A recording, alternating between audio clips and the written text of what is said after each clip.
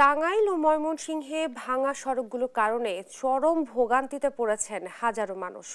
খানাখন্দে ভরা সড়কে চলাচল করতে গিয়ে দুর্ভোগ পোহাতে হয় শিক্ষার্থী, কর্মজীবী, রোগী সহ এলাকাবাসীকে। বিস্তারিত জানাতে সরাসরি যোগ দিচ্ছেন সহকর্মী অভিজিৎ ঘোষ ও ইলিয়াস হোসাইন। প্রথমেই যাব টাঙ্গাইলে অভিজিতের কাছে। অভিজিৎ, কোন কোন সড়ক সবচেয়ে বেশি ক্ষতিগ্রস্ত এবং স্থানীয়দের ভোগান্তি নিরসনে কর্তৃপক্ষ কি কোনো উদ্যোগ নিয়েছে কিনা জানাবেন। যেমনটি বলছিলেন শুরুতে, এই টাঙ্গাইলের শহরে প্রায় বেশ কয়েকটি সড়কের খানাখন্দের সৃষ্টি হয়েছে। যদি বৃষ্টি নামে, সেই বৃষ্টির কারণে এই সড়কগুলোতে চলাচলের অনুপযোগী হয়ে পড়ে এবং অনেক সড়কেই অনেক পরিবহন তারা ক্ষতিগ্রস্ত হয়ে পড়ে এবং এতে করে যারা চালক রয়েছেন তারা যেমন পরিবহন ক্ষতিগ্রস্ত হন, পাশাপাশি যারা এই সড়ক ব্যবহারকারী রয়েছেন, বিশেষ করে যারা রোগী রয়েছেন, তাদেরকে কিন্তু এই খানাখন্দ, এই যে গর্ত সৃষ্টি যে সড়কগুলো, সেগুলো যেতে কিন্তু তাদেরকে চরম ভোগান্তিতে পড়তে হয়। এবং আমরা কথা বলেছিলাম এই টাঙ্গাইল পৌর প্রশাসক যিনি রয়েছেন শিহাব রায়হান, তিনি বলছেন যে টাঙ্গাইলের শহরে প্রায় 90% সড়কের তারা টেন্ডার আহ্বান করেছেন।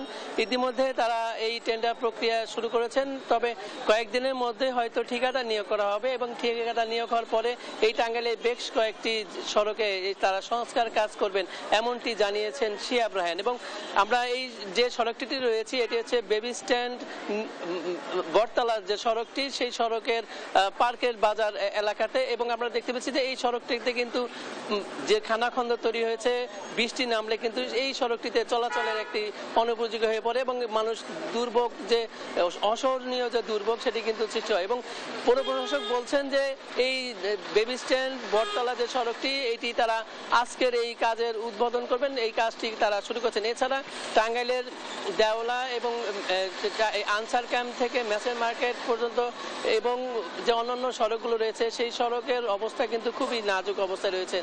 এবং এই পৌরবাসী দীর্ঘদিনের যে তাদের কষ্ট, সেটি কষ্ট লাঘবে তারা বারবার কর্তৃপক্ষের দৃষ্টি আকর্ষণ করেছেন, তবে এখন পর্যন্ত তাদের তেমন অবস্থার উন্নতি হয়নি।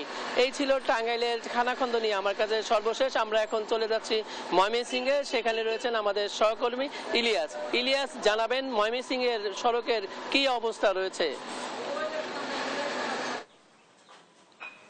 আওয়ামী লীগ সরকার পতনের পর আমরা দেখেছি ময়মনসিংহের যে উন্নয়ন কাজ চলমান রয়েছিল, সেই চলমান কাজে কিন্তু স্থবিরতা দেখা দেয়। অর্থাৎ বিশেষ করে সিটি কর্পোরেশনের বেশ কয়েকটি রাস্তায় কিন্তু একেবারেই স্থবির হয়ে পড়ে, কাজ না হয়, যার কারণে নগরবাসীকে কিন্তু প্রচন্ড ভোগান্তির মধ্যে পোহাতে হচ্ছে। আমি এখন রয়েছে আলিয়া মাদ্রাসা থেকে কারিতাস মোড়ে, অর্থাৎ 19 নম্বর ওয়ার্ডে রয়েছে। সেই ওয়ার্ডের বাটিকাসর যে রাস্তাটি, অর্থাৎ এই রাস্তাটি দীর্ঘ কয়েক বছর ধরে কিন্তু সংস্কারের অভাবে কিন্তু সেটি একেবারেই নাজুক অবস্থা। অর্থাৎ ইতিমধ্যেই সেটি পুনরায় টেন্ডার আহ্বান করে কিন্তু কাজ দেওয়া হয়েছে অন্য ঠিকাদারকে এবং সেই ঠিকাদার কাজ শুরু করেছেন, যদিও ধীরগতি কাজের কারণে এখানকার স্থানীয় বাসিন্দারা বলছেন তাদের যে দুর্ভোগ, সেই দুর্ভোগ কিন্তু অনেকটাই চরমে পৌঁছেছে এবং এই কাজের অনিয়ম হচ্ছে, সেই বিষয়টাও কিন্তু স্থানীয়রা তুলে ধরেছেন। আমরা এখানে এই বাটিকাসর এলাকায় বসবাস করেন একজন গণমাধ্যম কর্মী রয়েছেন, আমরা একটু তার সঙ্গে যুক্ত হতে চাই, জানতে চাই এই রাস্তাটির কি অবস্থা। আসলে বিগত কয়েক বছর ধরেই তো চলছে।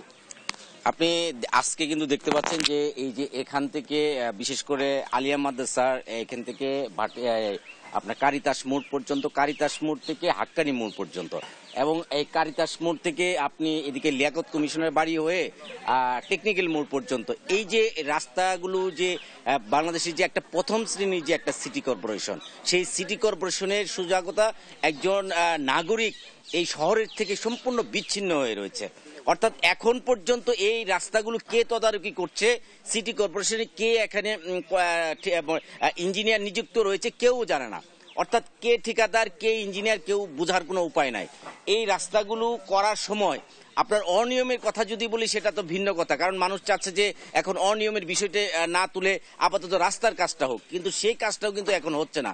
অর্থাৎ এই অব্যবস্থাপনা নিয়ে কিন্তু ময়মনসিংহ সিটি কর্পোরেশনের, অর্থাৎ নিকটতম একদম সিটি কর্পোরেশনের 19 নম্বর ওয়ার্ড, ওই 19 নম্বর ওয়ার্ডের বাসিন্দারা দীর্ঘদিন ধরে কিন্তু দুর্ভোগ পাচ্ছে। মানুষের প্রত্যাশা দ্রুত গতিতে, এই যে বর্ষাকাল চলে আসছে, এখন কিন্তু বাড়ি ঘরে পানি উঠে যায়। তো মানুষের দাবি যে দ্রুত এই সংস্কার কাজগুলো শেষ করার জন্য। তিনি কিন্তু তার ক্ষোভের কথাটি বলছেন। আমরা আরেকজনের সঙ্গে একটু যুক্ত হতে চাই। আপনি বলছিলেন যে আপনারা নিজেরাই উদ্যোগ নিয়ে কিছু কাজ করেছেন, একটু জানতে চাই।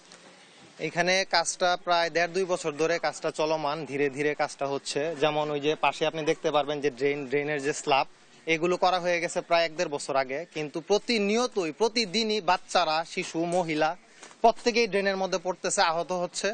প্লাস এই যে একটা রাস্তা, এই যে একটা কাজ, এটা আমরা নিজের উদ্যোগে এটা আমাদের করতে হয়েছে। আমরা ইঞ্জিনিয়ার সাহেবের কাছে গিয়েছি, 3 বার গিয়েছি, আমি নিজে অভিযোগ দিয়ে আসছি যে এটা একটু খেয়াল করেন, দেখেন। তারপরও কোনো সুরাহা নাই। তারপরে আমরা নিজেরা এটা ঢালাই দিয়ে এই ড্রেনের কাজটা আমরা করছি।